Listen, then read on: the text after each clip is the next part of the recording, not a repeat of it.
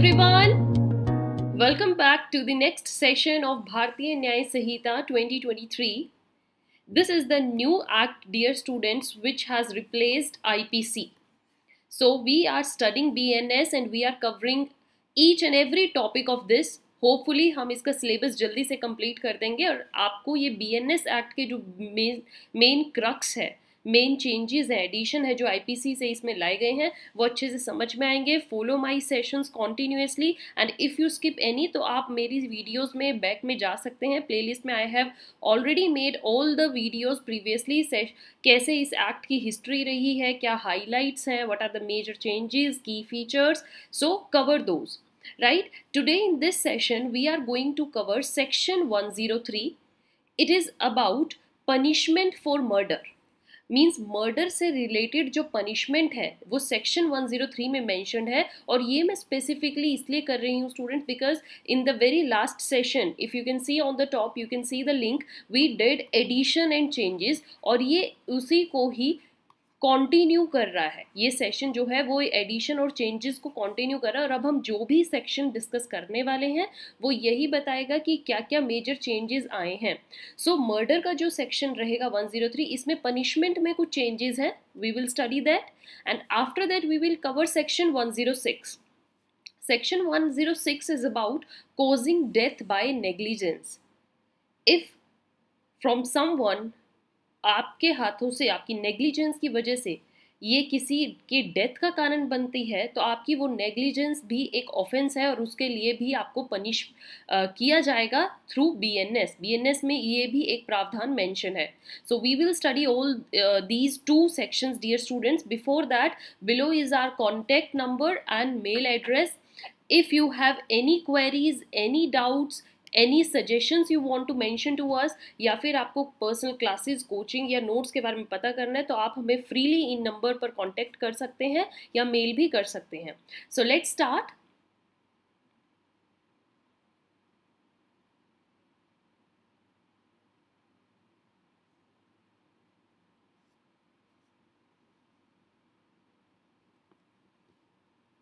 Section 103 is about punishment for murder.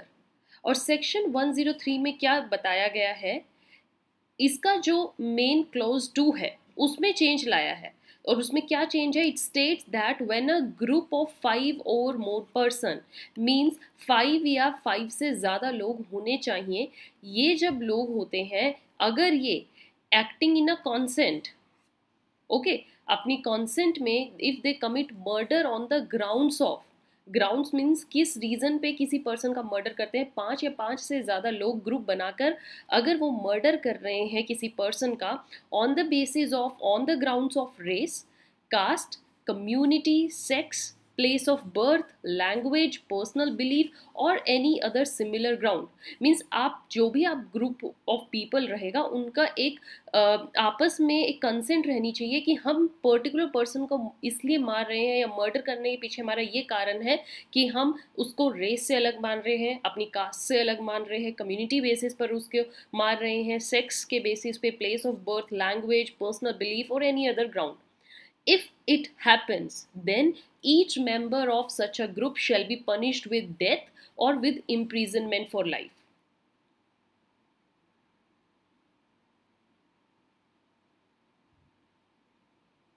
Alright, तो उसमें जितने भी पर्सन इन्वॉल्व रहेंगे उनको डेथ या फिर इम्प्रिजनमेंट फॉर लाइफ की सज़ा मिलेगी and also they will be liable for fine. Fine के लिए भी उनको punishment दी जाएगी. This is your section 103. Coming to the next topic of today's session, that is section 106. It talks about causing death by negligence. ये भी बहुत important एक section है और इसको आप समझेंगे, पढ़ेंगे तो आपको पता लगेगा why it is so necessary. So section 106 को याद रखिएगा. negligence में क्या mention है students? It's clause 1. Clause 1 says that whoever causes death of any person,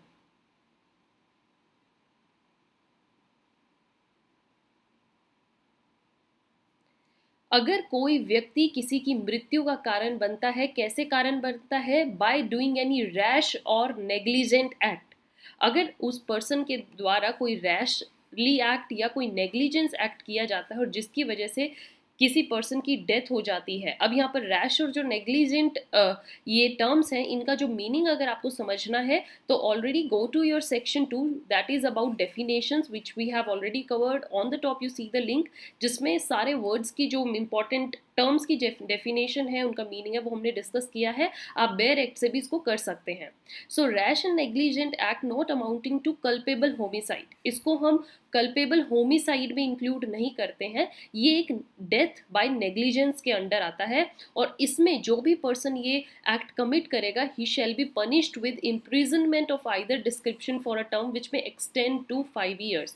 means आपको 5 साल तक की इम्प्रिजनमेंट की पनिशमेंट मिलेगी, and shall also be liable to fine, fine का भी इसमें प्रावधान है।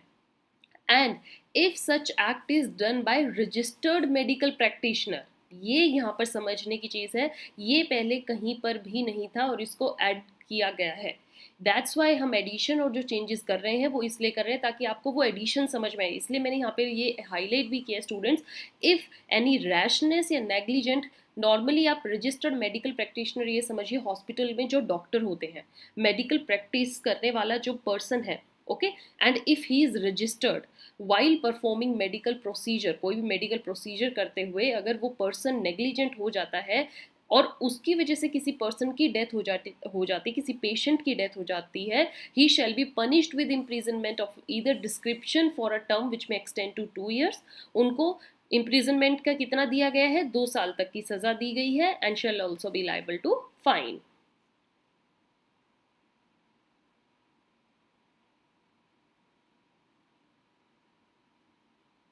All right, now once we study its explanation, देखिए एक्सप्लेनेशन में क्या मेंशन है ये समझिएगा ध्यान से। एक्सप्लेनेशन सेज कि जो अभी हमने ये टर्म पढ़ी है रजिस्टर्ड मेडिकल प्रैक्टिशनर, इसका क्या मतलब है। देखिए रजिस्टर्ड है, रजिस्टर्ड किस में होना चाहिए, क्या है ये, इट मीन्स कि जो मेडिकल प्रैक्टिशनर होगा उसके पास मेडिकल क्वालिफिकेशन होनी चाहिए। मेडिकल क्वालिफिकेशन मीन्स जो भी मेडिकल प्रैक्टिशनर के लिए हमारी गवर्नमेंट क्वालिफिकेशन बनाती है, that is holding a degree of MBBS, and that qualification जो हो वो रिकॉग्नाइज्ड की गई हो, मीन्स आपकी क्वालिफिकेशन रिकॉग्नाइज हो थ्रू हुम, national medical commission act 2019 NMCA के अंदर, उसमें आपकी एजुकेशन रिकॉग्निशन होनी चाहिए, और रिकॉग्नाइज्ड होने के बाद आपका जो नेम है, अगर आप रजिस्टर्ड हो तो रजिस्टर्ड होने के लिए क्या होना चाहिए, your name must be entered in national medical register, NMR के अंडर आपका नेम हो या स्टेट मेडिकल रजिस्टर में आपका नेम होना चाहिए, तभी आपको रजिस्टर्ड का टैग दिया जाएगा। रजिस्टर्ड होने के बाद अगर आप कोई एक्ट करोगे तो तब आपकी सज़ा 2 साल तक की होगी। अगर रजिस्टर्ड नहीं हुए तो you will come back to the above category, और वहाँ पर आपकी सज़ा 5 साल तक हो सकती है। तो दोनों में डिफरेंस समझिएगा।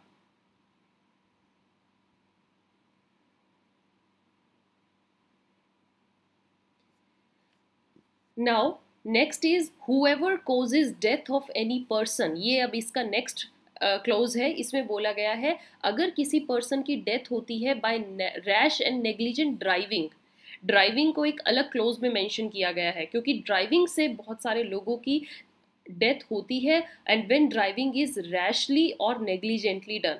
सो ड्राइविंग ऑफ एनी व्हीकल के थ्रू अगर किसी पर्सन की डेथ होती है तो अगेन हम उसको कल्पेबल होमिसाइड की कैटेगरी में नहीं डालेंगे, it will come under this section. And plus यहाँ पर और भी क्या होना चाहिए, अगर वो पर्सन जिसकी वजह से डेथ हुई है, जब उसको ये पता लगा है कि एक्सीडेंट हो गया है and still he escape without reporting it to a police officer, वो उस इंसिडेंट को रिपोर्ट नहीं करता है और वो उस सिचुएशन में भाग जाता है, एस्केप है, या फिर magistrate soon after the incident के सामने से वो भाग जाता है, then he shall be punished with imprisonment of either description of a term which may extend to 10 years। क्योंकि एक तो आपकी रैशली ड्राइविंग की वजह से किसी की डेथ हुई है, सेकेंडली आप उस सिचुएशन में भाग चुके हो, इसका मतलब आप अपने आप को और ज़्यादा कल्प्रिट प्रूव कर रहे हो, then you shall also be liable to fine up to imprisonment is also up to 10 years। So I hope guys you understood all these terms, and this is very important, these 2 sections that we have done, there are the major changes जो कि BNS में किए गए हैं। अच्छे से ध्यान से highlights के साथ समझिए additions क्या आए हैं। With this we conclude this session. We will meet you in next session. Till then keep watching, keep sharing, don't forget to subscribe, if you have any doubt, आप हमें अपने कमेंट्स, अपने सजेशंस यहाँ through various ways mention कर सकते हैं. Keep showering your love and support. It gives us more motivation and confidence. Thank you.